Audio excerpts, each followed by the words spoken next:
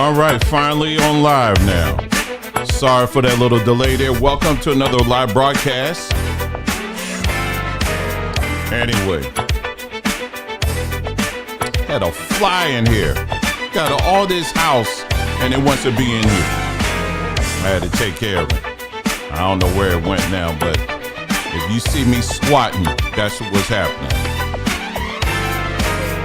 Anyway, I hope you guys having a wonderful day today. Guess what the temperature is here in sunny Arizona? 102 degrees. Yeah, it got hot out today. We getting in that zone right now. Anyway, let me know, what's the weather like where you are? All right, so today we're going to have an interesting topic here, one I've been wanting to talk about for a while. These people out here with these fake PhDs. And there's a little short history behind that. Why do we see so many people? Why do we see this becoming a big thing now? Well, it's been a big thing for a while, but we're going to talk about it and really the damage that it does overall when it comes to credibility, a person's character. We're gonna get into that. Before we get to that, we're gonna talk about another one of these wacky YouTube trends, or not YouTube, TikTok trends. In my opinion, it's been going on even before TikTok, but that's another story. But we'll talk about that in a moment. Surplus says 60 degrees in northeast Iowa. Wow. Wow. That's something. Enjoy it. Enjoy it. Enjoy it. And Willie in the house. Good to see you as well. And for everybody else that's coming in, it's good to see you guys as well. Just grab your seat and we're going to get right into it today. I just finished doing the broadcast over and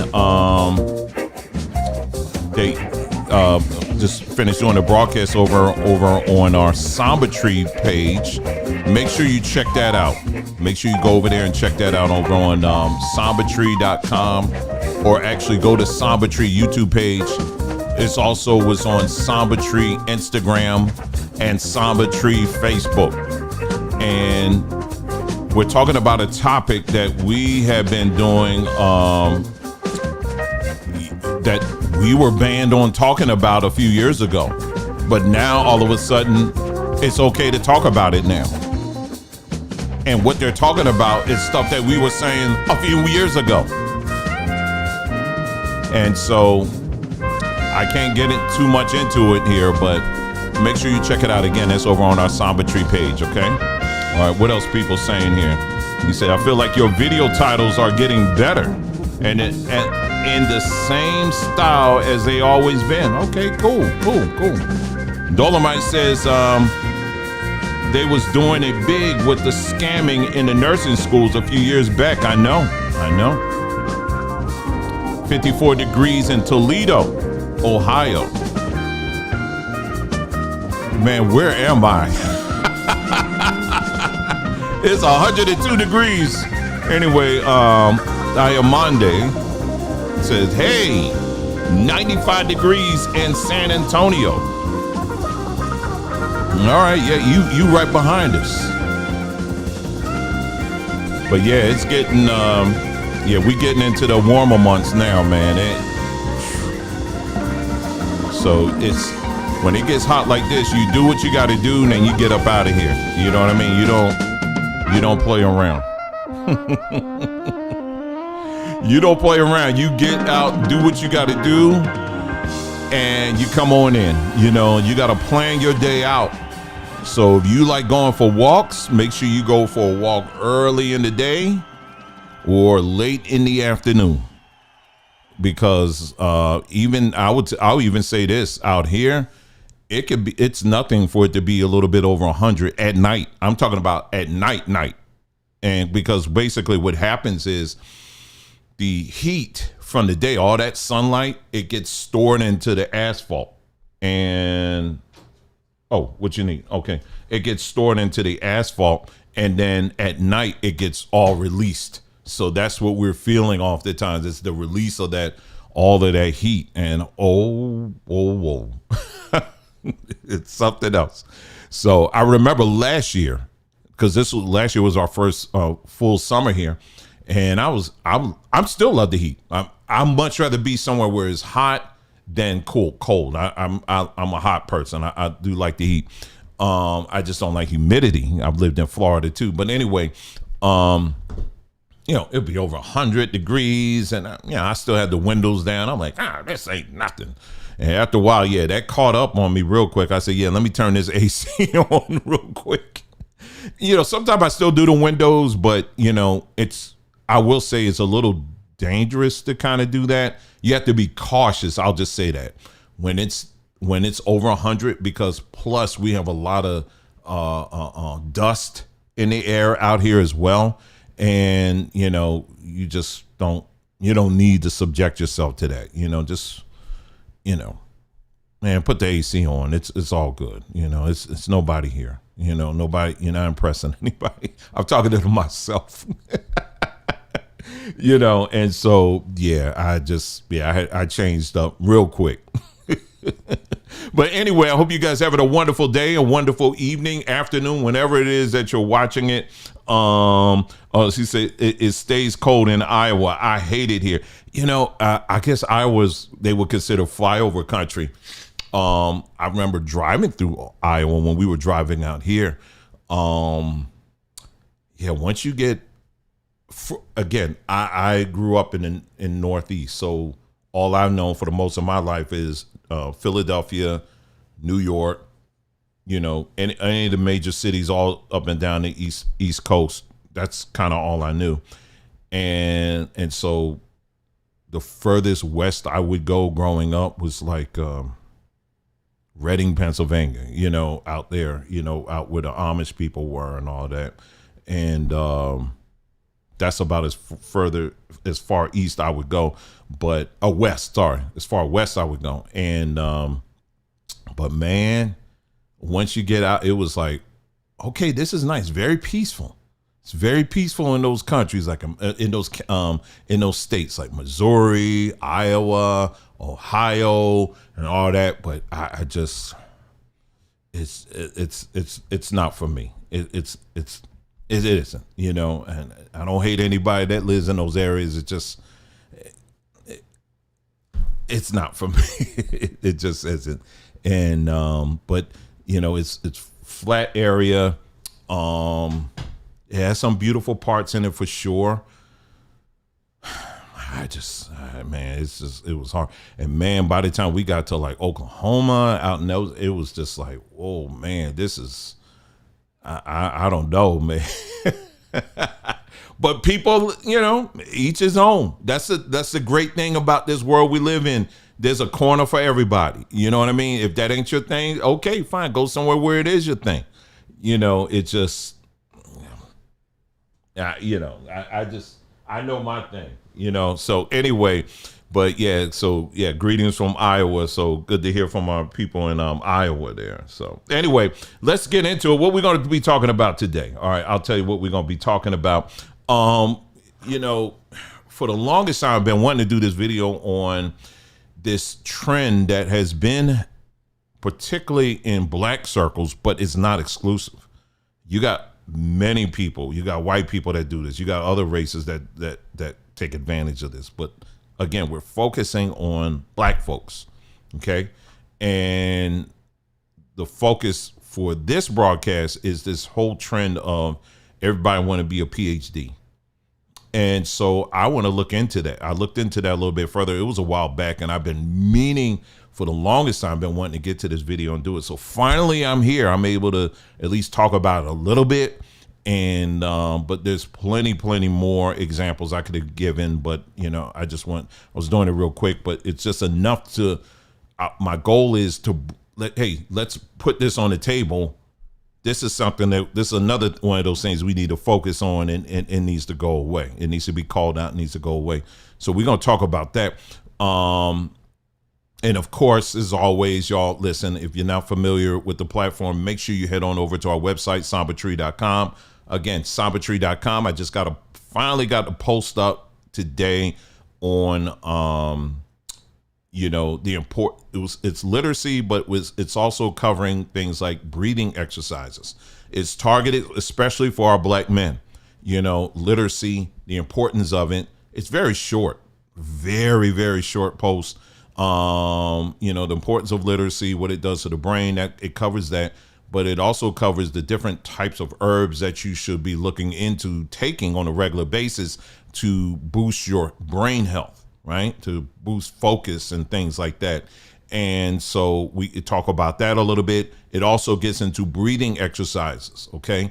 And I know some people out here, they get scared when they hear that, because when you hear breathing exercises, all you see is they ain't talking about you meditating to whatever god or goddess is. Nobody ain't talking about that, okay? So there's no need to be afraid of that, okay? But breathing exercises is very, very, very important. I just started back up doing that. And so it covers that a little bit, and what it does for your mind and relaxing when you're dealing with different stresses. I'm gonna do another piece soon on the different type of stresses that our body deals with and how to deal with those different types of stresses. So we're gonna be talking about that as well, because usually when we hear the word stress, we just think of it as just one generic word that covers everything. But no, the body has different types of stresses that we deal with, and there are certain ways that you deal with each and every one of those types of stresses. So we'll be talking about that soon as well. When we talk about breathing exercises, maybe I'll do one on breathing exercise, a video on breathing exercises, maybe expand that a little bit more. If I do that, I'll probably do that over on Sombertree. And the importance of that. So brothers, listen, you can go ahead and get ahead of me, get on YouTube, look up breathing exercises, because this is a great way to kind of calm you, you know what I mean? To get your mind right when you feel, because brothers, we take on a lot, right? And every day before you go to bed, you should do just some quick breathing exercises to relax you. It puts you in that state of just relaxation, and it helps you to sleep even better. You know what I mean? And we need that. We're built like tanks. Some tanks are bigger than others, but that's okay. What we built to men, a lot of times we will just keep going into the very end. You know what I mean? And scars and all, we don't care. And as long as the mission is accomplished, that's our rush. We finished it. But we do have to pull back from time to time and say, you know what? I can't keep going like this over and over again, because I'm doing more damage to my body. You know what I mean? And so I have to tell myself that as well. Hey, I stayed up all night, working on this project, and it's like, okay, but at what cost? You know what I mean? So those are the things we'll be getting into. So yeah, go to sombertree.com. Make sure you check out that latest post that we have on this particular topic. And brothers, I'll be checking in again with you really soon, because I'm very serious. I'm still putting together this curriculum, for us that we can work through and get through and all of that, so that, we can be really good. You know what I mean? So anyway, so we'll be getting into that. Okay. We'll talk about that, but head on over to, again, the website is sombertree.com. Okay. So should I start? Let me see. I will start with this one. Maybe I'll start with this one. Y'all know I've been telling you. I've been saying this, and people get mad. They don't want to hear this stuff, but it's true anyhow. It's true. Now, have some of y'all, especially y'all in the country, I know you've seen people, white folks, they'll do this thing where it's called mudding, I think it is. Basically, they own them ATVs or whatever, four-wheelers or whatever, and they just drive in the mud until it's like all the way up to the neck, that kind of thing. And they get out, like it's, they love it. You know what I mean? I'm just too much of a city guy. That ain't fun for me. It's fun to watch, but I ain't doing it. But anyway, but it ain't just white people do it. Black folks do it too. And a guy, apparently a black man and his wife, who has some space, some land out, and I don't know where it is. But this is it doesn't say, Wall Hill Park and Trek Okay, so I don't know where that is, but anyway, here's the couple here, and I want you to listen to what happened recently. Okay, this goes right on to the theme that we've been talking about. Don't get mad at me. Just listen to them. Everybody had fun and enjoyed it, but like I said, it was just too crowded. It was the first largest trail ride we ever had, and I'm going to say this, it's going to be the last because we cannot put up with it. People, they were barging in. That's when the security guard had to take action and spray mace. People are tired of the events in the city that are continually getting shot up. So it's like everyone wants to go back to the country and just have some old good time fun. But why? But like I said, you can lead the city, but there's too many people bringing the city stuff with them. Okay, this is what I'm talking about. Again, for those of you like out here still got this mindset, oh, it's going to, all of us, we all on code. No. I don't know what code you're talking about. And here these folks, these kind looking folk, they just said, hey, listen, we just want to have a little fun and get, and folk up there fighting, they talking about they had to get mace and all this other stuff. No, you can't do it. That's why you got to be selective. You got to be selective on who you surround yourself with. You do. You just have to. Okay, you can't be open the door. Okay, doing the brown paper bag test on everybody because people, they may been breathing in that bag a little bit too much because you breathe in that carbon dioxide a little bit too much. It gets to your brain and all that stuff, right? So you gotta be selective on who you bring. Then that's just another example of what I'm talking about. It's just what it is. It's just what it is. Some people, it just doesn't matter. They just gonna bring their stuff with them no matter what. You can have something all nice and pretty and all of that, and then unfortunately you're gonna have folk that just, they gonna tear it up. They just gonna find some way to tear it up and bring guns and all that. It's like, why are we bringing guns to a child's birthday party? I still don't get that one. Whole rifles and stuff. It's like, okay. Anyway, so yeah, I wanted to show that. I thought that was quite interesting. But that's not the main topic here. We get to the main topic here. Then what I want to talk about now is, have you guys heard of this thing called Lavender marriages? Lavender marriages. Yeah. I have just heard about this recently, but once I heard about it, the details, I was like, well, this actually has been around for a long time. They just didn't have a name for it. Lavender marriages basically is a trend that's happening now or being highlighted on TikTok. Like I said, it's been around for a while, where you have a woman who will partner with a gay man. When I say partner with, they will either actually get married, or they will make an agreement to live with each other and to enjoy the benefits where you have two single people together. So, this woman here, she's making, pretty good money. Gay man, he's making pretty good money or whatever. So, hey, we out here, we can't necessarily find love, but hey, how about we just get all the benefits of being a couple without necessarily being a couple? And I want you to, I already got all the videos bookmarked here. So I want you to look at these videos here. It'll probably choke up a little bit because, you'll see what I'm talking about. TikTok sometimes be acting up when you do the web version of it.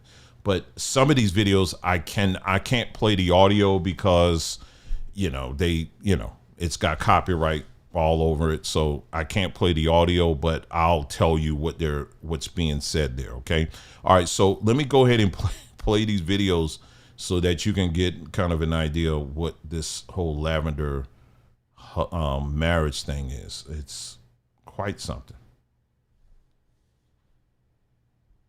I know it's hard out here. You got your degrees, but you can't find a man that make money, right?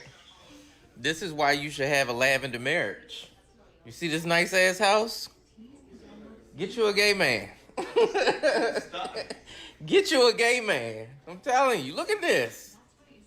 They got style. They got panache. I'm not showing y'all. I'm just showing the house. Look at this. Have you a lavender marriage. They might even give you some kids. You hear the echo in here? This place is huge. 3-car garage. Big money.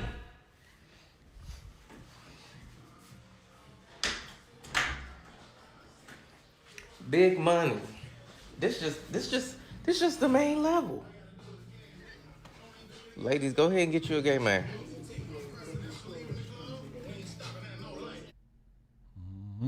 Let's move on to the next one here. Now, this one I can't play the audio on. I'll just let it play out here. But she's in this video. She's just going on talking about how, on her vacay with her lavender husband, they're out and about and having a good time, and they're able, she's able to put on nice dress, and he's got on his nice clothes on. They're having a good time and all of that. And while they're out, if he wants to dip out and go find some menses that he want to be with, he can do that. But she gets the benefit of him taking pictures of her and her pretty dresses, and and then he gets the benefit of being her arm candy, so to speak. And notice I say candy because it's sweet candy, very, very sweet candy. And, they get to tell stories and watch TikToks at night and all of this stuff. And so she's just going on and on and on, talking about how it's just such a wonderful arrangement. And so anyway, here's another one here. This lady here, I want you to listen to what she's saying here. Some real pearls of wisdom coming from her. Let's take a listen here. She's talking about these lavender marriages. If I was in my 30s right now, I would be in a lavender marriage. My husband's name would be something like Derek. And when I called him, I would say, Derek, come here. And he would say, ooh, girl, I'm coming, because he would love the way I would call his name. Anyway, when we cleaned up the house, we'd clean up the house to house music. And then when we cooked, I would try to help him, but he would throw my ass out the kitchen because I'll be getting in his way. When he decided to cut the grass in his Daisy Duke shorts, I would videotape him doing it so that he can put it on his special website where he make them coins.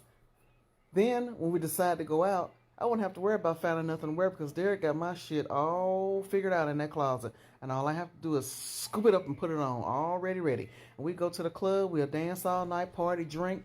We come back home, and he feel like he want to get frisky. He got his app, and I got my app. We get ready to go to bed. He go in his room, I go in my room. We'll get into bed, look at TikTok, send each other videos back and forth, and then listen to each other laugh through the wall. Tell me that shit don't sound good to y'all. Tell me that shit don't sound good to y'all. Well, we move on. I can't turn this one up here. When his stud girlfriend lets her punk boyfriend live a soft life. So here you got a stud and a homosexual man. They decide to get together. Okay, so here we go. Here's another one here. Don't even ask, y'all. Don't even ask. I don't know. I literally do not know. I don't know. I'm a man and I've never seen that. What in the Fred Flintstone is going on here? I don't even know. My lavender wife explaining how we make the marriage work. And it's like a woman's voice in the background, I think. Let me see if this has music on it. I love gay porn. I think it is really hot to watch two dudes touch each other because I love men. And yeah, and when you hear where that's going, I turn that off real quick. I don't know what all that is. I don't. Anyway, let's move on. This one does not have music. Be able to pay the mortgage this month. Hey babes, so I'm not going to be able to pay the mortgage this month.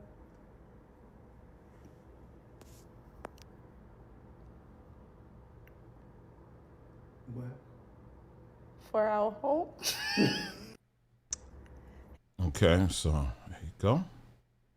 I can't play this one. They playing some like weird music or whatever. You're seriously thinking about a lavender marriage after spending all day cooking Thanksgiving dinners. So here's another woman here. Wait a minute. I'm gonna have to look that woman. I might know her. Oh shoot. I'm serious. I'm not playing. I think I know that. Oh, I gotta look that up. This is another one here. This is another one that's playing music. You know, she got her lavender boyfriend or husband or whatever. This is another one that was music too on this one. After seeing that one guy, I think I want lavender marriage. And so it goes on. So anyway, so yeah, so this is the thing, you know, amongst some people right now. But I would actually say that it's something that's been going on for a very long time. I mean, I don't think this is anything new. I mean, quite honestly, let me see. I just closed something down and make sure I open it back up. Quite honestly, I mean, you got people today that are married to men who are on the down low and they know it, and it's just an arrangement. You know, you go do your thing, I go do my thing or whatever. That's been going on for years. That goes way back. Okay. But now it's becoming trendy now, you know? And so for those that will think that, you know, well, man, you just overreacting on some of this stuff that you talking about, you know, when you're talking about how you think there's this war against straight men and all this stuff. No, as you can see right now, this is the end game. This is where it's going, for the straight man to be totally taken out of the picture, literally, and to be replaced with a homosexual man that basically that you believe that you can control and manipulate to do whatever it is that you want him to do for you, you know, and to be your playmate, to be your friend girl and all that other stuff. But I could tell you right now, deep inside of him, I don't care how effeminate he is, there is a part of him that's still a man, right? And at some point, that's going to come out in some way, shape, or form. And however it chooses to manifest, you ain't gonna like it. But I'm telling you right now, it always happens at some point. That part of him, because it's part of your nature. It's how you were born. You were born. If you're born with the equipment of a male, that's what you are. You can't escape it. You can put all the dresses on and makeup and all that stuff and switch and all that stuff. You can do all of that all you want. But at the end of the day, deep down inside, there is a man. He may be broken, but there is a man there. And I would say the same thing about women too, that do the same thing. But yes, as you can see now, you know, hopefully this brings a little even more clarity and maybe raises the sense of urgency here. And what we've been talking about is that, yes, there is a war against straight men, particularly straight black men.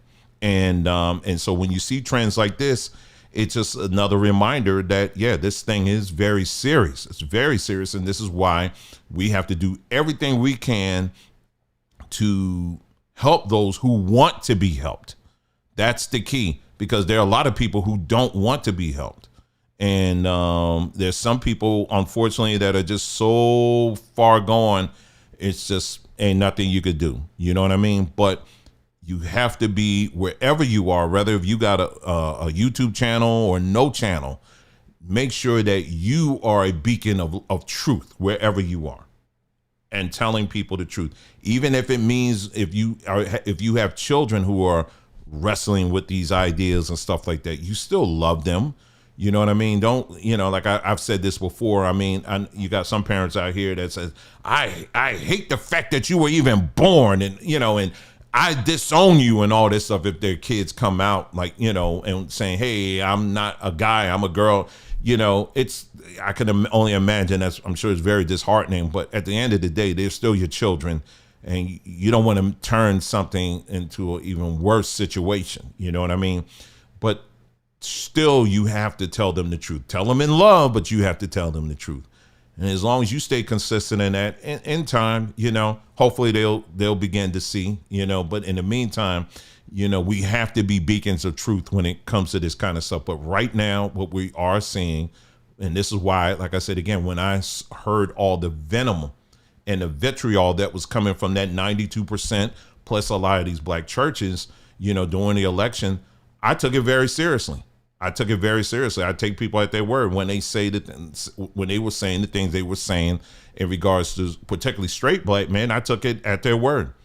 And now we're seeing it's all manifesting now. This is exactly what they wanted, at the end of the day. But, thankfully, a lot of people see it and they're not falling for this. But but I'm going to keep on telling the truth on it regardless. So anyway, so that's that. Before we get into our main topic, again, I said during the opening, if you haven't, I just finished the live just probably a little over an hour ago over on Sombatry, on our YouTube page, Facebook, and our Instagram page. I just completed a live broadcast over there. It's about 45 minutes long. That certain topic that we weren't allowed to talk about, and to a certain extent, we're still not allowed to talk about on these plantations, these digital plantations, the thing that happened a few years ago. We can only tell you to join with them, but we can't say anything else. Well, yeah, that topic. Well, anyway, very recently, there was a Senate hearing where everything that people like us and other platforms were saying years ago, well, it's all coming out in the open right now. Peer-reviewed stuff coming from Yale and other medical bodies are now confirming the stuff that people like us and other people were saying years ago about this whole situation. And you might want to take a listen at it. You might want to take a listen because the fallout on that, we've already seen it. And I believe is manifesting in ways that I don't think some people have really counted on, calculated on.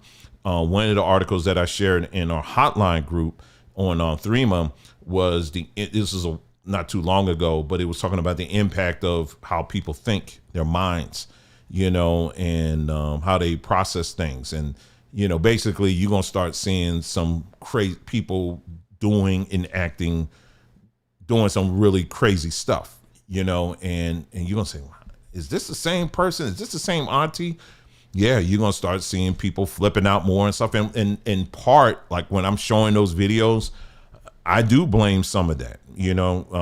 If they took it, I definitely blame some of that because now we have medical proof that shows that there is a connection with that. But anyway, I can't get into it, as you know, on these digital plantations. But just watch that video. I'll be amazed if they keep it up. But like I said, I don't see why they wouldn't because that was a Senate hearing. So it's all public now. So, there you go. So make sure you check that out. That's over on our Sombatry YouTube page, Facebook, and Instagram. Okay, so go ahead and check that out before they take it down. Okay, so there you go. All right, so now let's get into the main topic real quick here. PhDs. For the longest time, growing up, in church, and then when I got old enough, I started checking out other churches and stuff. I started going in black churches and being in that world. And, always running into people, the Reverend Dr. PhD and such and all of this stuff. And I used to hear that and be like, oh, okay. It's like, oh, that's something. And I mean, it never really did anything for me, but, I just always saw how that was like a big thing. Like I remember, this is going back now. This is going way back. The thing was everybody was becoming bishops. Everybody was. I remember, Carlton Pearson, he's no longer with us, but I remember Carlton Pearson when he was out of college. He used to travel with two white women, and they had a trio that they used to, her name was Helen, and I forgot the other woman's name, but they could sing. All three of them could sing. All three of them. I could tell them other two, the white women, they grew up in some black churches or something, because one of them, Helen, she played the organ, and she played it like any other, and then the other woman, she had like a really like earthy kind of voice. It was really like she could sing blues and all of that. And so anyway, Carlton Pearson, all of that fast forward in his life and ministry. And then he became a pastor, right? And then after he became a pastor, this was right along the Azusa Street stuff. And you started having like T.D. Jakes when he was pastor. Then all of a sudden he became Bishop T.D. Jakes, right? And then you had these other ministries that was rising up. Now all of a sudden they Bishop so-and-so. Then Carlton Pearson. When I saw Carlton Pearson became a bishop, I was like, now wait a minute here. How are you a bishop? Like everybody was becoming a bishop. Everybody was. But that was something that was part of, let's say, AME, Church of God in Christ, Baptist, or whatever. That was just a normal part of those denominations. However, when you start getting into these non-traditional denominations, you start seeing them starting to carry those same tags and all of that as well, right? And so, I just started noticing that, and I was like, okay, so you're nothing until you become a bishop, right? So the whole name thing, the title thing was always a big thing, particularly in the Black church. And then all of a sudden we start hearing about different preachers, pastors and stuff starting to get PhDs, right? PhDs, he's getting an honorary degree at the Cornbread Missionary Baptist, church. We sell beepers and barbecue, or something like that. I don't know.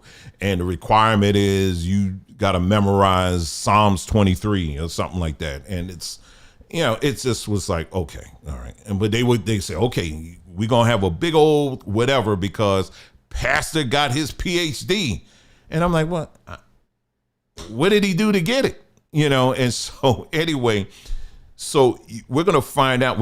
I got at least a couple of examples I'm going to give, where you're going to see a couple of, they call them diploma mills. And this is a really big thing. And it's been a big thing for a while, right? But what I'm doing is we're carving out, okay, how this applies in the Black space, right? So yes, we're acknowledging that this is something that you have white people doing it, other groups doing it as well. We get it, we understand. However, what's the impact when it pertains to Black folks, and why are we talking about that now? So that's why we're talking about this. But I want to go back a little bit here when I was talking about the whole bishop thing, right? Or the certain titles, particularly PhDs. I started thinking, I said, well, when did this actually start? And so this is just my guess. It's not a fact, but this is my guess. I think, what is the inspiration behind Black pastors or preachers or whatever feeling like they got to get a PhD? Well, I believe that we don't have to look no any further than Martin Luther King. I should say Dr. Martin Luther King. And the reason why I say that is because some of y'all may not be aware of this, but yeah, he got his PhD. But you know what? Let me read this to you. Okay, let me read to you, because for some people, you may not know this history regarding Martin Luther King. All right, so let me read this to you. I asked the question and came back. I'm actually using Gemini, by the way, on this one, so it doesn't matter. It would give me the same answer about Martin Luther King Jr. I'll tell you what I asked. I said, I remember reading about how Martin Luther King Jr. actually plagiarized in college. Could you elaborate, and what was the result? And it said, yes, it is true that Martin Luther King Jr.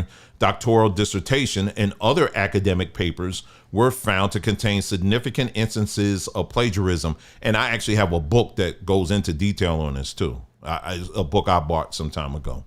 The discovery, the plagiarism came to light in the late 1980s when Martin Luther King Jr. Papers Project, led by Claiborne Carson, began archiving and publishing his extensive writings. Researchers discovered that King's 1955 doctoral dissertation, A Comparison of Conception of God in the Thinking of Paul Tillich and Henry Nelson Wyman, submitted to Boston University, included substantial verbatim passages from other academic works without proper citation. This wasn't an isolated incident. Similar patterns of borrowing without attribution were found in earlier academic papers as well. In some cases, he even replicated errors from the copied text, including incorrect footnotes. Oh my God. Oh my God. Oh my God. I'm saying this because it's reminding me of somebody that I know. And I think some of y'all know too, literally did the same thing. Anyway, the investigation and result. After the findings became public, initially reported by British journalists in 1989 and later in the American press, Boston University launched an investigation in 1991. A panel of professors concluded that approximately 1/3 of King's dissertation was indeed plagiarized. And before I continue, for those that may be out there, no, see, you're getting that from the white man. So no, this was researched. Like I said, again, there's a whole book that goes into it in detail. Okay, so you can say whatever you want. This happened. This actually happened. It's documented. Okay. So anyway, however, despite the clear evidence of academic impropriety, Boston University decided not to revoke his doctorate. Their reasoning was that while King had acted improperly, his dissertation still contained original ideas, made an intelligent contribution to scholarship. Furthermore, since he was no longer alive, revoking the degree would serve no valid purpose. Instead, a letter was placed in the university library's file holding King's dissertation, noting the passages included without proper quotation and citation. So it's a matter of historical record, okay?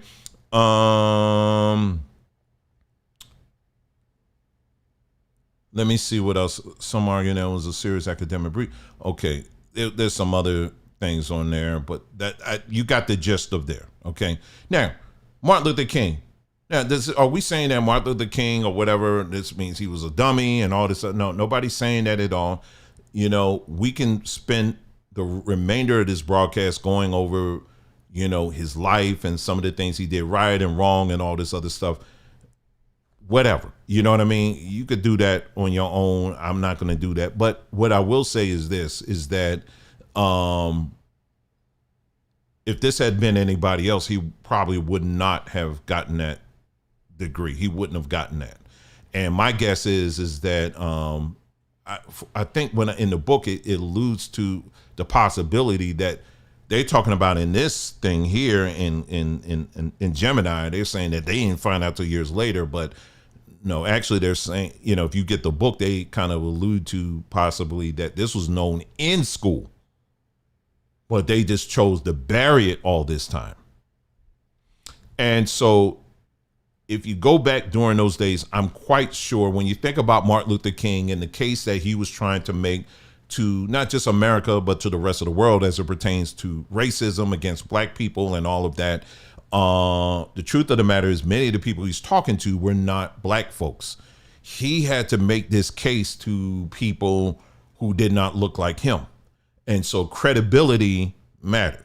And so if that included getting a doctorate, in front of your name or whatever, then you're going to do what you have to do to get that.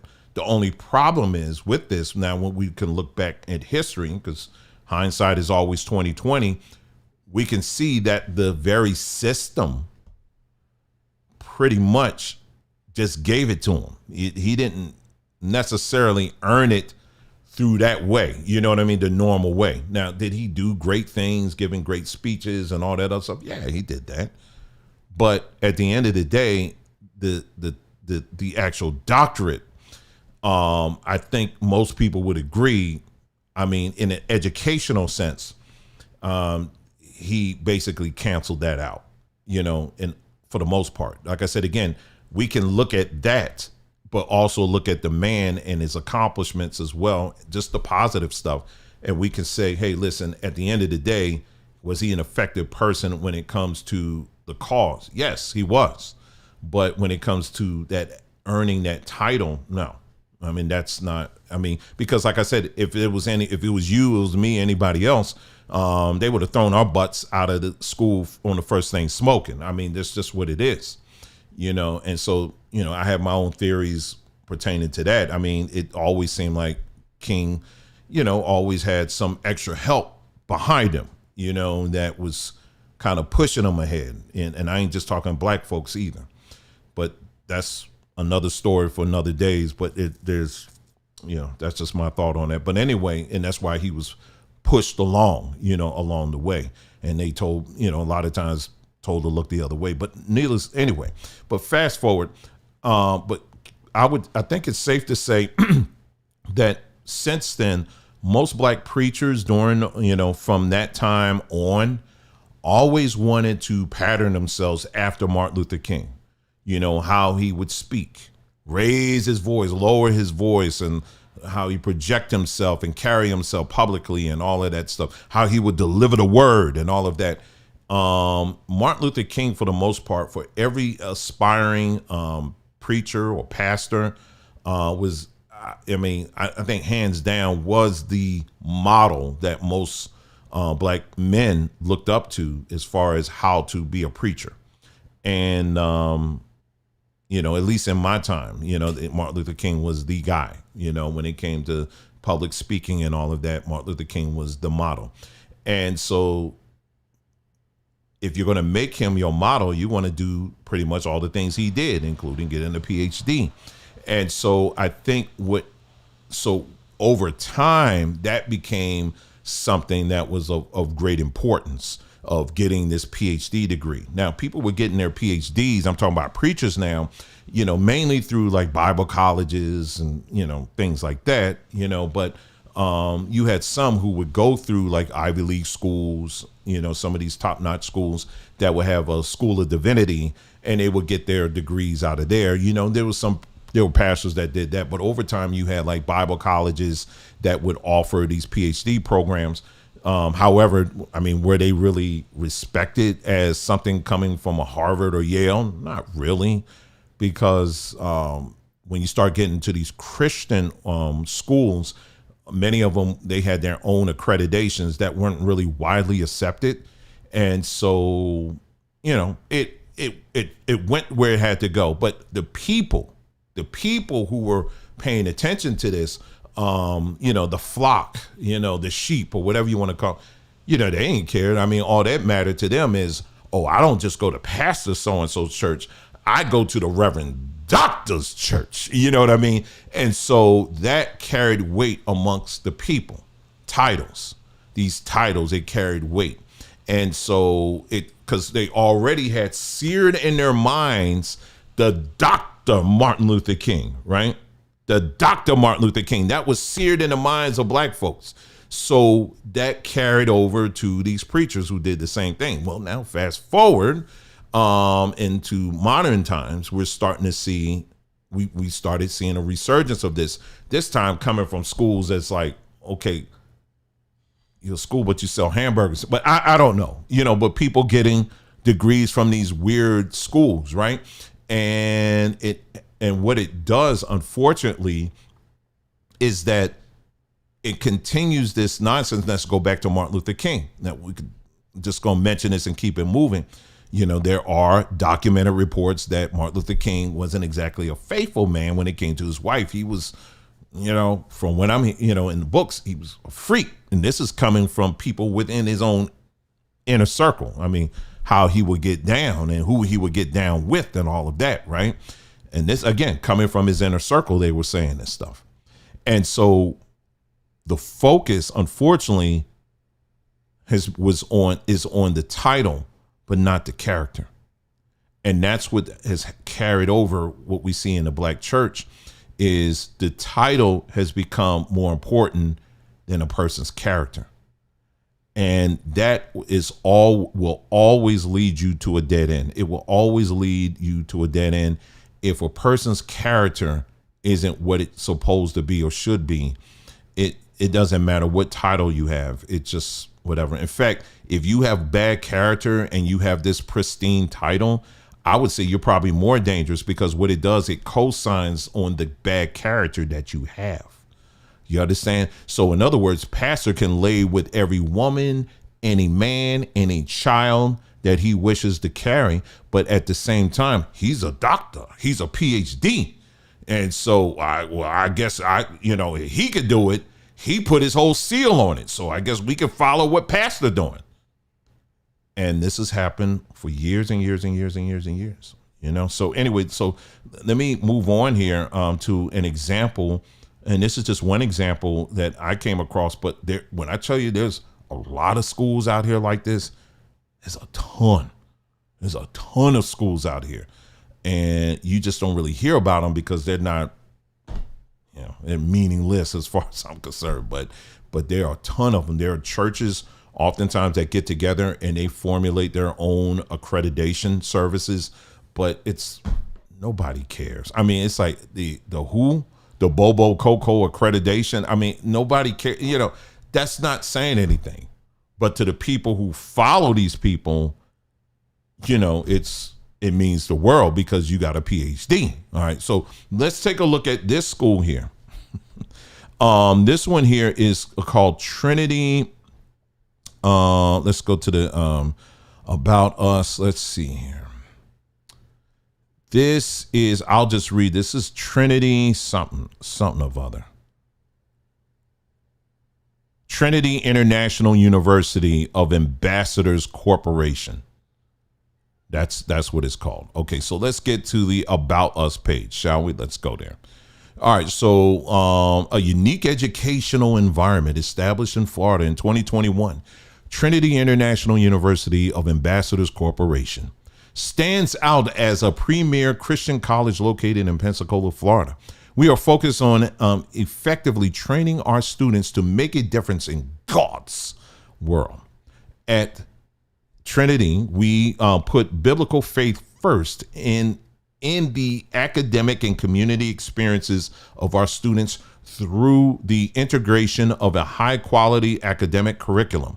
This provides students with a well-rounded college experience and the ability to witness, comprehend, and live all of life through the lens of Scripture. We prepare our students to become leaders by training them to take responsibility for who they are, accept where God has placed them, and with the skills he has given them, train them to become to make a godly impact in the lives of others. Of all of these trainings, coupled with plus the extraordinary results-driven commitment of our students to serve others, make Trinity unique in our educational mission and environment. Whew, that's a lot. Anyway, so this is Trinity, and we just take a quick look at their website here. We're gonna get into some details here. I think ain't that Steve Harvey's wife? Lord have mercy. I think that's Steve Harvey's wife. So y'all tell me. I think that's Steve Harvey's wife. Anyway. Okay, so let's go to the word of our president. Okay, so this is the president. All right, that's her right there. Welcome to Trinity, one of the nation's leading institutions of biblical learning. I believe the key to strong ministries, church, Christian learning institutions, communities, and families is strategic, structured, and systematic instruction provided by quality professors and instructors. Here at Trinity, we are committed to your success as we educate the world to save the world. And then it goes on. All right. And her name is Dr. Jacqueline Mohair. Jacqueline Mohair. That's her name. Okay. All right. So let's go here. Partners and affiliations. Let's take a look here at that. Oh, go daddy. Okay. You might not want to have that on your front of your page. So let's see. Trinity Business. I don't. Okay, this is the Trinity School of Business. They got. Oh, there you go again. That's if that's not her, that's someone that looked kind of like her.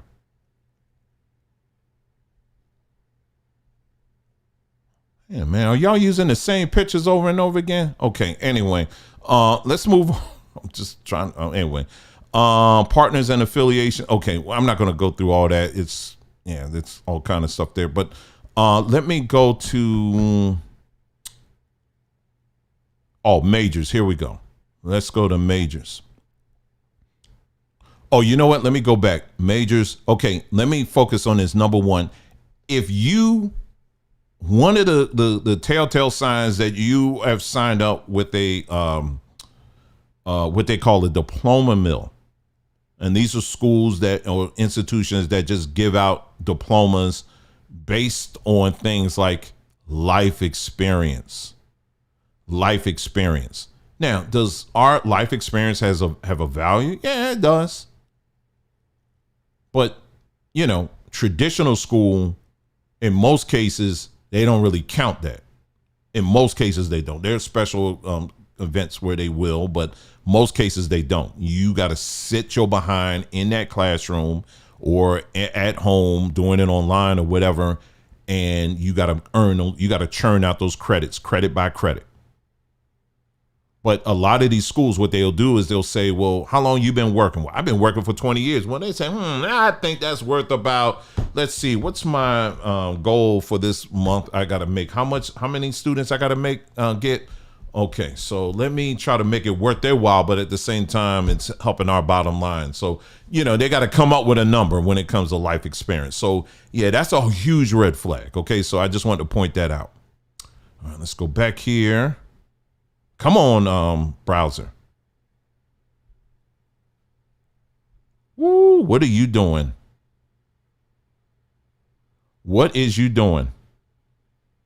Okay. Oh my gosh, what are you doing? Okay, let's see. Let's see if I refresh it. Will it act up? Let me go home. Okay, all right, now let me go back to certificates and degrees. Okay, finally we made it. All right, here we go. So let's look at the degrees here for a second. The associate's degree. Associates of Art Christian. Now, and I'm going to ask you, how do these particular degrees, how do they translate into the real world? Now, they did say that this is for Christian training, right? It's for, doing Christian things, right? For the church and all of that. But do these degrees actually translate into the real world, right? But here we go. So associate's degrees, you can get Associates of Arts, Christian Studies. What's that? Anyway, Associates of Applied Science in Ministry, Film, and Media. Oh, that's the tape ministry. Anyway, the next one is Associates of Arts in Kingdom Entrepreneurial Studies. They said this is Associates of Arts in Kingdom Entrepreneurial Studies degree is designed to give students an excellent education grounded in the Nehemiah principles of the Bible to effectively set up a business. This program prepares students to be entrepreneurs and to start up new ministries or grow their existing ministry. So to run your ministry like a business, okay? Associates of Arts in Kingdom Marketing.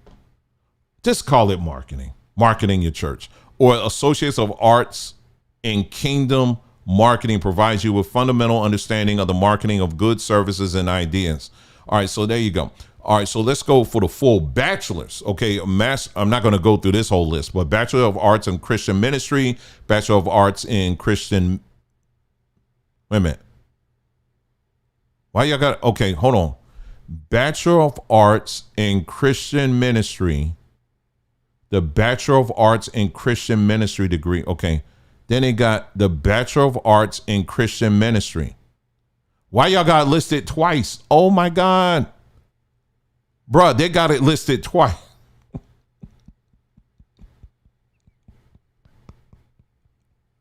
Another red flag. If they're making errors on their own website, that's a whole nother. Okay, I don't know. Maybe I'm reading it wrong. Bachelor of Arts in Ministry Drama. Yeah, this is drama. Bachelor of Arts in Drama. Okay, they're going. Let's see. Bachelor of Kingdom Broadcasting. You imagine putting that on your resume. Oh, you have a bachelor's degree? Yeah, I have a bachelor's degree in Kingdom Broadcasting. What kingdom? Oh my goodness. Okay, master's degree. You can get a master's of arts in Christian leadership, master of arts in intercultural missionary studies, masters of business administration, masters of divinity in addiction counseling. Now this one, let me read this one. All right, but I'm gonna, it ain't gonna stop here, y'all, because there's some things I'm gonna point out beyond this what they're doing here. I'm gonna expand it a little bit more here. But anyway, let me read this. The Masters of Divinity and Addiction Counseling prepares you to serve as a staff servant leader involved in the non-professional counseling of church members and others in a variety of ministry settings. Courses will provide you with strong understanding of biblical counseling principles and strategies in order to better meet the needs of others. This degree will also prepare you for the Georgia State testing to become a certified addiction counseling. Okay, I'm a little mixed with that. In other words, if it's leading up to you getting a certification of addiction counseling, I mean, that's okay. I mean, as long as you got to get that certification, though. The problem is a lot of people don't get that certification. And they think that just getting a degree from Cornbread University, that's enough. This is one of the things that happens a lot in churches. You have people giving counseling, like really deep counseling about some real serious issues, and they haven't been through a certification the first. And even when you get the certification, I would still say you need to have some years behind you before you out here, giving that kind of, advice to people. You understand what I'm saying? You need to get some experience. So I just wonder if this program, do they include that, or if they're just having you look at a bunch of YouTube videos. Anyway, here's another one. Masters of Divinity in Mental Health. The Masters of Divinity in Mental Health prepares you to serve as a staff servant leader involved in non-professional counseling of church members and other in a variety of ministry settings. Courses will provide you with strong understanding of biblical counseling principles and strategies in order to better meet the needs of others. Now, notice this doesn't say anything about preparing you for certification. This right here, let me just say it for you. This is dangerous right here. This is exactly what I'm talking about. You got people that get this stuff here and they're being taught their manual is the Bible when it comes to dealing with people that are dealing with some counseling stuff, mental health.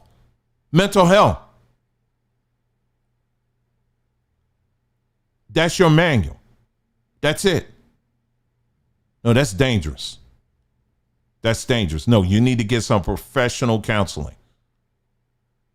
And then, of course, they had the doctorate program, the doctorate of Christian leadership, the doctorate of theology, the doctorate of Christian education leadership, that kind of stuff, right? Okay, so so I was very curious.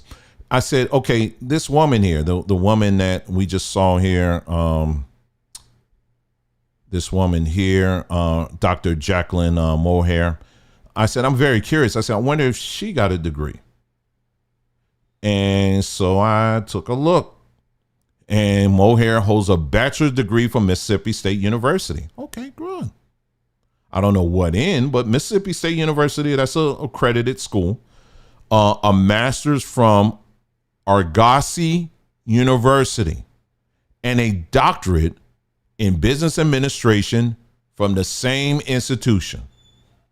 Okay, so she got a bachelor's degree in what I don't know.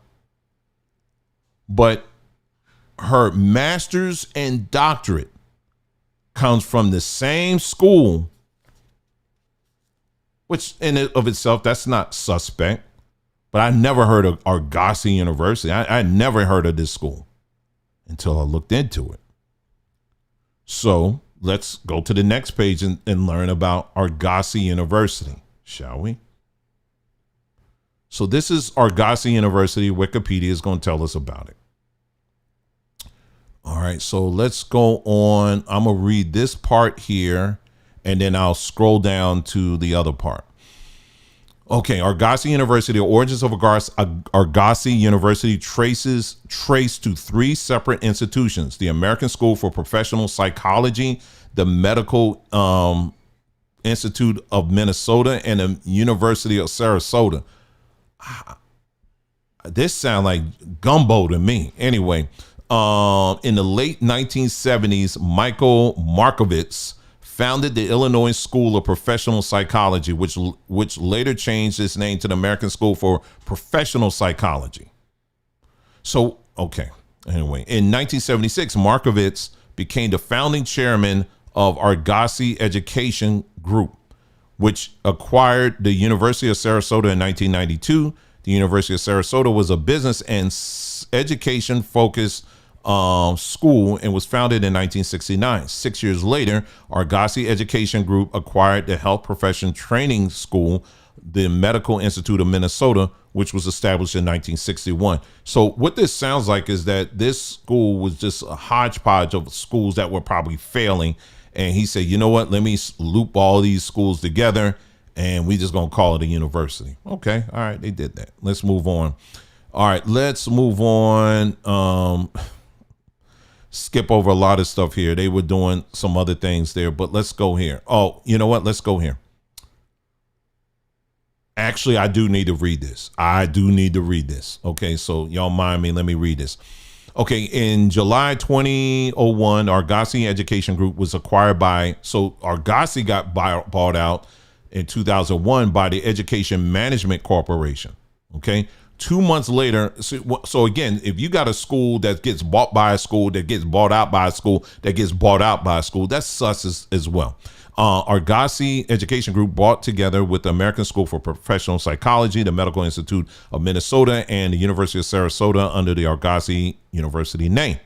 Students of the Argosy University in Dallas filed a Texas lawsuit in 2009 alleging they believe university recruiters inaccurately informed the students that the school would soon receive accreditation from the American Psychological Association. Hold on for a second. Back up. See, this is details, y'all. This is detail work we're doing here. Let me read that again. Students of the Argosy University in Dallas filed a Texas lawsuit in 2009 alleging that they believe university recruiters inaccurately informed students that the school would soon receive accreditation from the American Psychological Association. Wait a minute. So if I'm going to these school, this school here, Argosy, and let's say I was going there to get a business degree, all right? I'm going there to get a business degree. Why would I want to be certified by the American Psychological Association? Do you see how already this is whacked out? But that's what they told them, right? And they couldn't even meet that. Anyway, the school had not completed accreditation process by the time the students graduated. At the time of the lawsuit, Argosy University Dallas had not applied for the APA accreditation. According to response from Argosy University parent company, EDMC, accreditation with the APA is not required for clinical psychology licensure in many jurisdictions, including Texas. Argosy officials rejected charges of fraud, noting that pursuit of APA accreditation for the Dallas campus was still underway. As of 2013, Argosy University in Dallas did not offer any degrees in clinical psychology and was not listed as part of the university's College of Clinical Psychology. In December 2013, EDMC agreed to pay about $3.3 million as part of the lawsuit. The settlement did not require EDMC to admit liability. So this school wasn't even accredited, y'all. This school isn't even accredited. Okay, let's move on. And the accreditation they were trying to get was for psychology.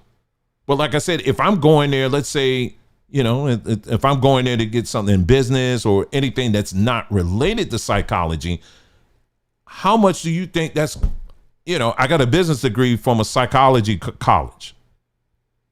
How does that even work? Anyway, in May 2010, the PBS program Frontline aired a program about for-profit universities called College Inc., which featured Argosy University. So getting back to this woman here, I'm going to get back to her in a moment here. The one that she opened up a school. Her school was under investigation. It was on front. Man, your school's on front. If you on Frontline, it's beyond over. It's beyond over. If anything you doing is on Frontline, it's beyond over. Gosh. Anyway, later that year, Argosy University was one of 15 schools named in a Government Accountability Office report. The report stated that recruiters at the school were found to have made deceptive or otherwise questionable statements when speaking with undercover applicants. The GAO later revised this report with Senator Mike Enzi, and he's a Republican out of Wyoming, saying that the changes made undermine many of the allegations in the original report. But the head of the GAO maintained that nothing changed with the overall message of the report and nothing changed with any of our findings. All right. In 2011, Argosy University was investigated by the Florida Attorney General. Following 8 consumer complaints, the school cooperated in the investigation. In 2012, the law school, Western States University College of Law, which was founded in 1966 and originally acquired by Argosy in 2000, was renamed to Western State College of Law at Argosy University. 2013, EDMC agreed to pay $3.3 million. Okay, it goes on and on and on and on and on. All right, let's go to 2017 to 2019. In 2017, March, Education Management Corporation reported that they intended to sell the Argosy schools to the Dream Center. I told you, this is drama, y'all.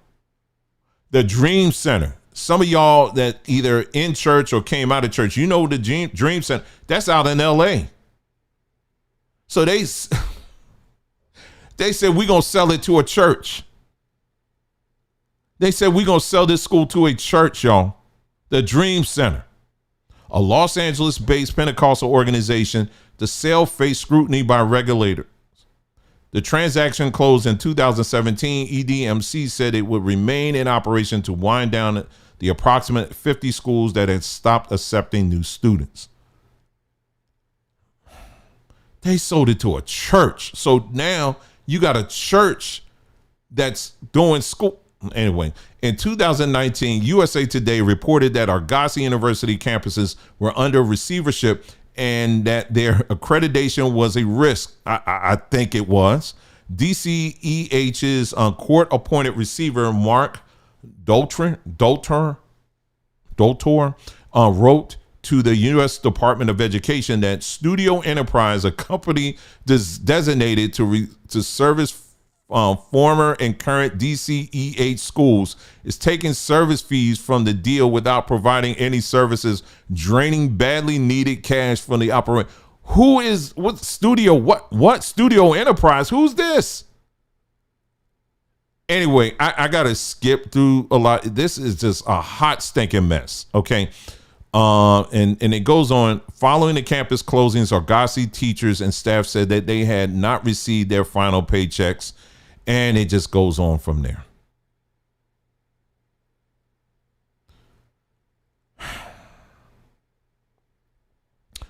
All right.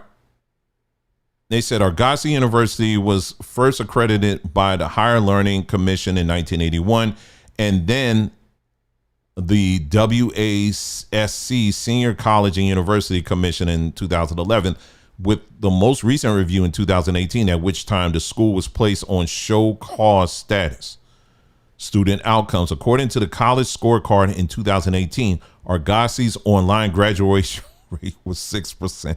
God. Oh my God. 6%, y'all. After all of that, 6%. And so this right here, this is Argosy's not Argosy. Sorry, take it back. This is Trinity's. This is their accrediting agency. This is Trinity's accrediting agency. This is their website. I'm at the home page. This is an accrediting agency. This is their home page. Look like someone did it in PowerPoint. And here's the application. So if any of y'all want to start a school, you just come to the page, fill out the application. I can't even type in it.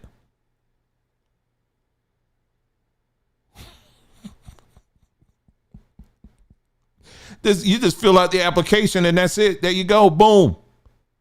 You got your education. Now you're accredited. Okay.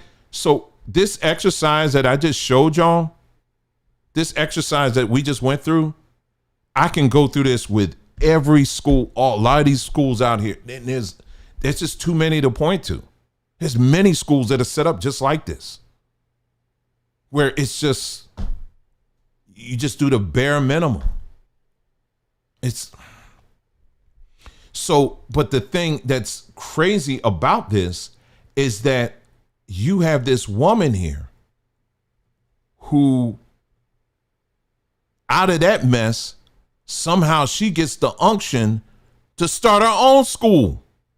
So now she got a school where she's giving out degrees and everything else, but she ain't even a PhD.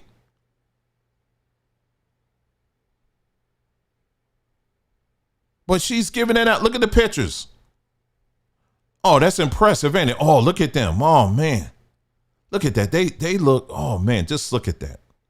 Wow, look at that. Look at all of that. I'm looking at these faces. I'm like, is that AI? Anyway, it could be. But look at this. People get so impressed. Look at all of this. This ain't even no real PhDs, y'all. This is one person here. This is, I don't know who this is. I want to say this is Trinity. I'm not sure. If it's not Trinity, it's another school that I came across.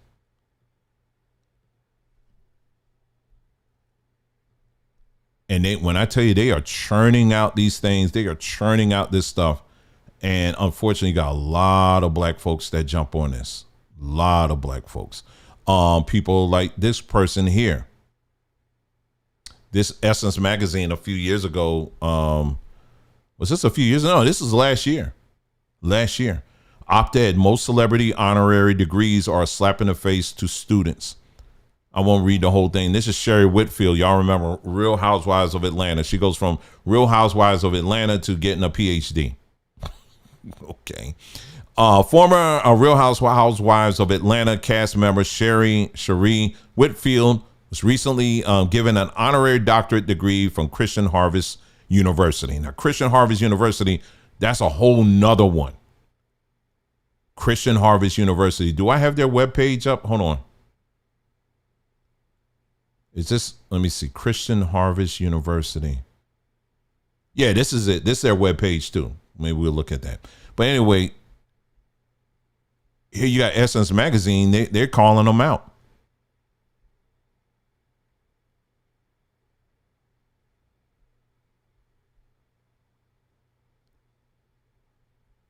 All right, so you go on here. Yeah, you can read that on your own. But they did an op-ed on it. This is another article that I want to, that's the one I want to get to. It's another one I want to read to you. But anyway, this is another huge one. This one here, when I tell you these people are handing out degrees like it ain't nobody's business. I want to see if I can find their Instagram.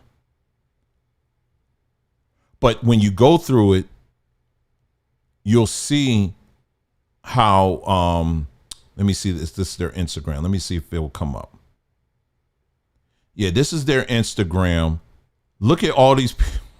I want to show you all these people that got honorary doctorate degrees.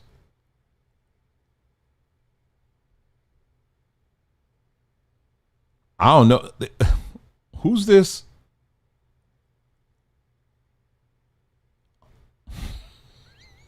God. Greg Haitley Jr., spring class of 2025. He got his honorary doctorate. Let's see who else. Carl Thomas. Some of y'all remember it. Carl Thomas. He got an honorary doctorate. Michael Irving. He got an honorary doctorate. You can go through all this. Bernie. Wait a minute. How Bernie Mac get one? He dead. Wait a minute. Oh, God. Come on, man. Come on. Y'all can't do this to Bernie. Come on, man. Come on, man. Don't do this to Bernie, y'all. Don't do this to Bernie. Let the man rest. Y'all, this was posted 8 weeks ago.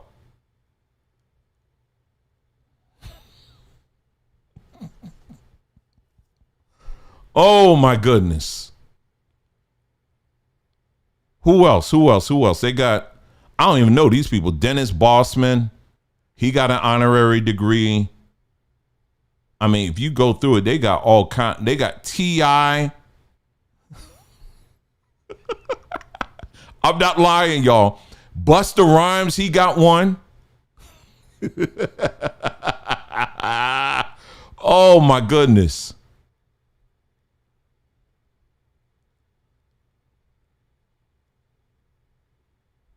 Oh my goodness. Let me see. It's when I tell you it's anyway, let me see. I'm clicking on people that y'all might know or I might know. Oh man, he got the whole the tooth kit that the teeth came with that. The frontals, y'all know that frontal thing, that's big in Atlanta.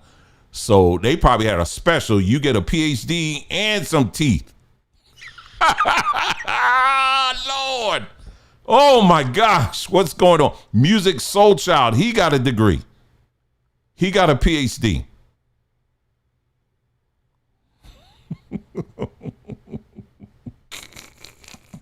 Yes. So it says this the one, y'all. Yes, this is the one they gave. What's his name? Andrew Caldwell got a PhD, y'all. Y'all may not know who he is, but I'll remind you. Andrew Caldwell, I'm delivered. Yes, that's him. He got an honorary doctorate degree.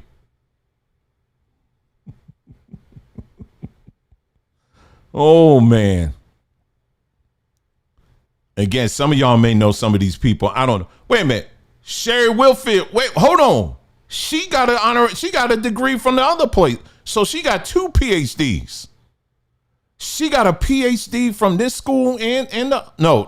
Maybe I'm getting it mixed up.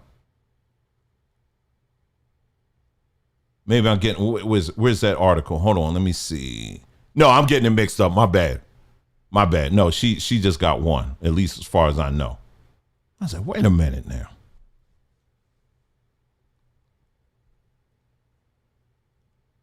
This brother here, he got a he probably don't even know that he got one. Oh, and he's a good guy. I mean, like if you follow him, Yaki Awaken, he puts out some good stuff there. But I'm thinking they're just probably just finding people and just sending them the degrees in the mail, and this is all like their way of doing PR stuff.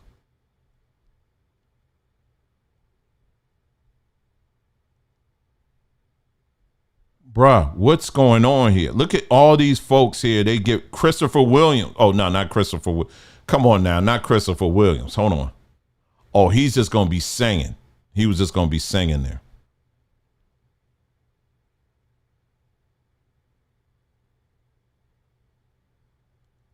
Wait a minute. Let's see. Masterclass. When his voice came. No, he got the degree. Christopher Williams. They gave him a degree too. So what it looks like is that they just send these degrees out in the mail. You imagine, you know how you get junk mail and then you going through and you just, okay, I'm just going to throw all this stuff out. And then you find, oh, snap, I got my degree. Oh, my goodness. And they're in the Best Western. Man, my goodness. This brother here, though. Yeah, he got the whole kit. He got the whole kit. You get a degree and you get some frontals.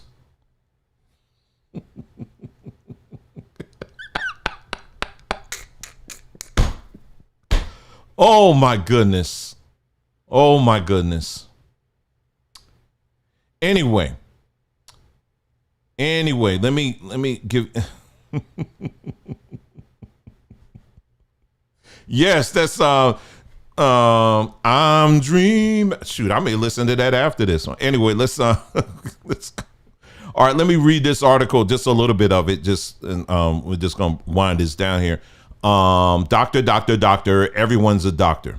I know a lot of independent fundamentalist Baptist preachers who love, like I told you, this is not just black folks. You got other people that do this stuff as well. I know a lot of independent fundamentalist Baptist preachers who love being called doctor. They expect church members to call them doctor and their undoctored colleagues to bow in reverence to them. In the IFB church movement, to have a doctorate means you have arrived and that your metaphorical blank is bigger than that of your fellow pastors. Having a doctorate gives one an air of importance and respectability. Go to any big IFB conference and you'll find the scheduled speakers list littered with the names of men who have doctorates.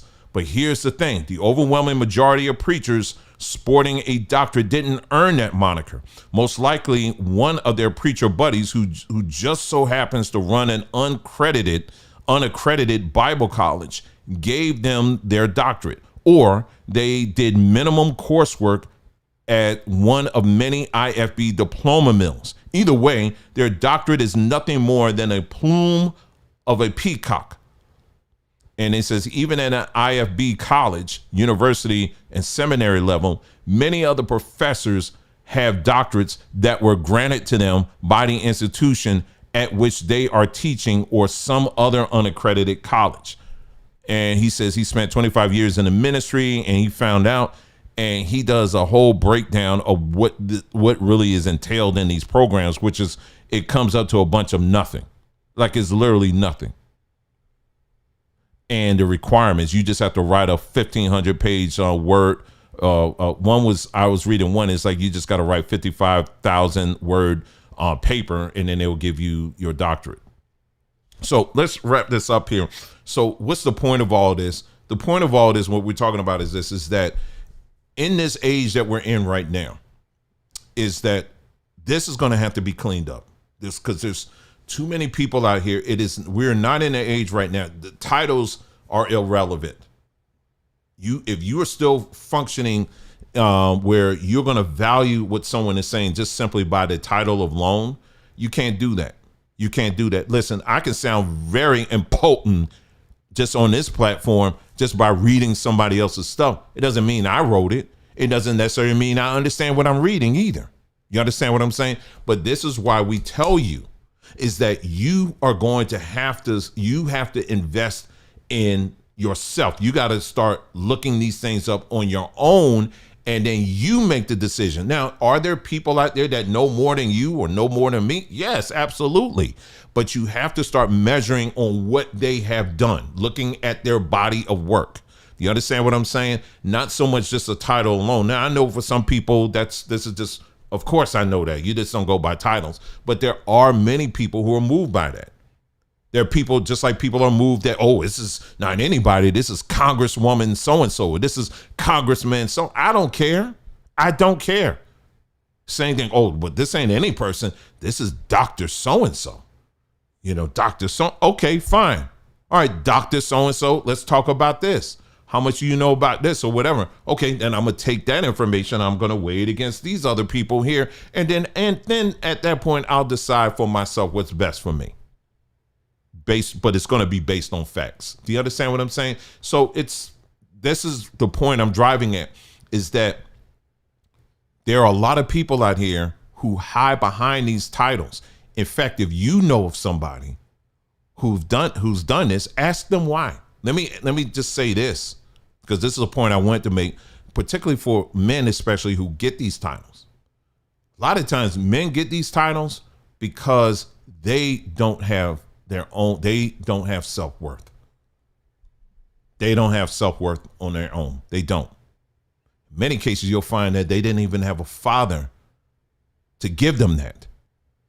So when they get into the church system encourages them to, boy, you better get into preaching. And then the system then encourages them to get a title. And so what you'll have a lot of times are little boys with big titles, but they can't take care of big people problems because they're broken inside, hiding behind these little titles. And this is what you'll find out here a lot.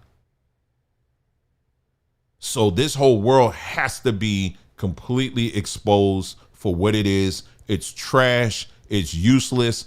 And we've seen this play out over and over again. You have people who ride under these titles, but yet the information they're providing, it's trash. It's completely and utter trash.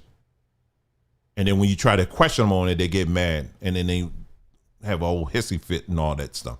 But no, this has to stop. It has to be exposed for what it is. Never go by people's titles alone. Never go by that. Always look at the body of work. Look at the facts. Look at that. Always go a little bit deeper. Okay.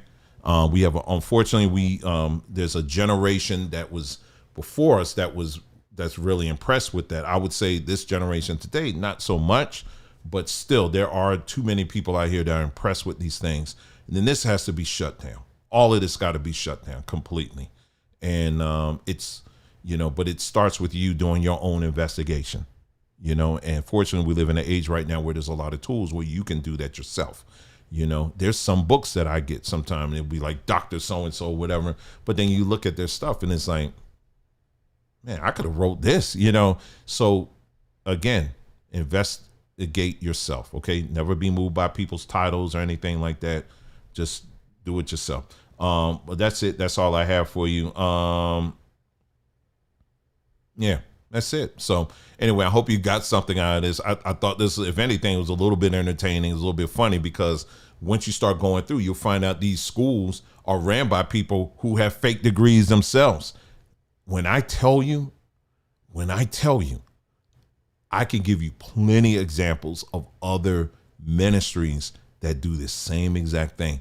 I just wanted to give you one, but there's plenty of examples out there that are just like this. Trust me. So anyway, that's it. That's all I have for you. Thank you so much for tuning in to this broadcast. Hey, you guys take care. Chime in the comment section if you have anything you would like to add to this conversation. You guys take care. Thanks again for joining me, and I'll see you again soon. Take care now.